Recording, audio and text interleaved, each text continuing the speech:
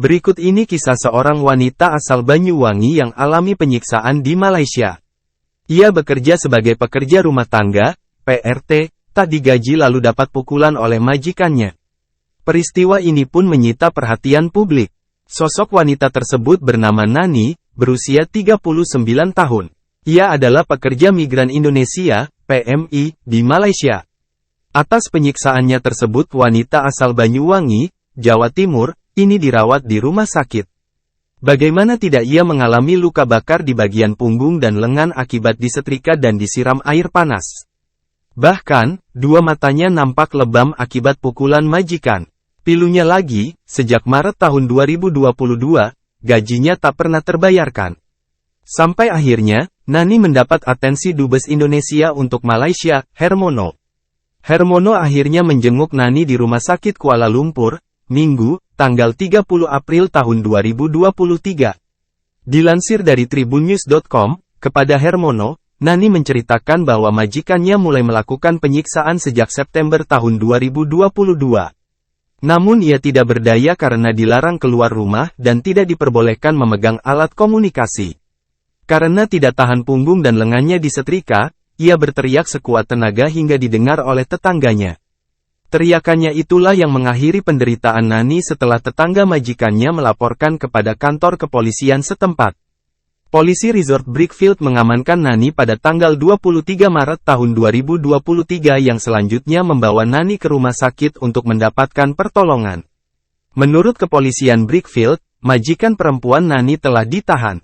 Nani menceritakan, penyiksaan dilakukan di depan majikan laki-laki dan anak-anaknya, namun tidak ada yang mencegah kebrutalan majikan perempuan.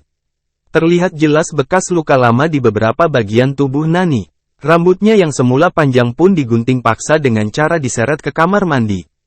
Pihak kedubes meminta pihak kepolisian Malaysia untuk juga menuntut majikan laki-laki yang membiarkan penyiksaan oleh istrinya.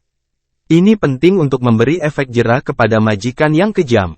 Tanpa penegakan hukum yang tegas, kekerasan dan eksploitasi terhadap PRT Indonesia akan terus terjadi, kata Hermono dalam keterangannya, Senin, tanggal 1 Mei tahun 2023.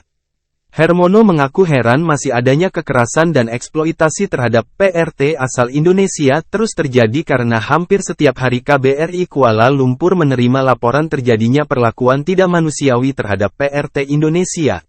Sementara hampir tidak pernah terdengar perlakuan serupa dialami oleh pekerja dari negara lain, katanya. Shelter KBRI pun selalu penuh oleh PMI yang meminta pelindungan kepada KBRI dan sebagian besar kasus yang dialami adalah gaji tidak dibayar. Bahkan beberapa tidak dibayar gajinya lebih dari 10 tahun, padahal majikan mereka adalah orang berada. Menurut Hermono, akar masalah terus berlanjutnya pelecehan terhadap hak-hak dan martabat PMI di Malaysia bisa jadi karena adanya semacam superiority kompleks, sikap merendahkan, sebagian orang Malaysia terhadap PMI dan rasa tidak takut atas konsekuensi hukum. Saya rasa ini harus menjadi perhatian serius keberlanjutan pengiriman PRT ke Malaysia, kata Hermono.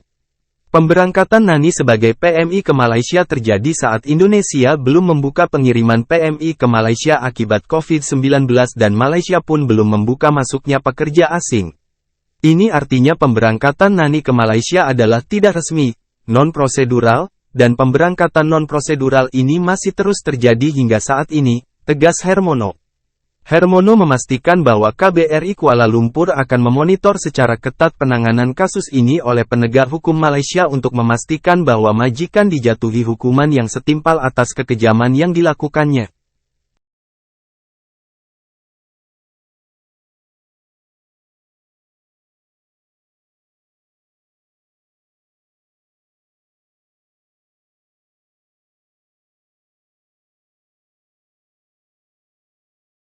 Terima kasih sudah nonton, jangan lupa like, subscribe, dan share ya!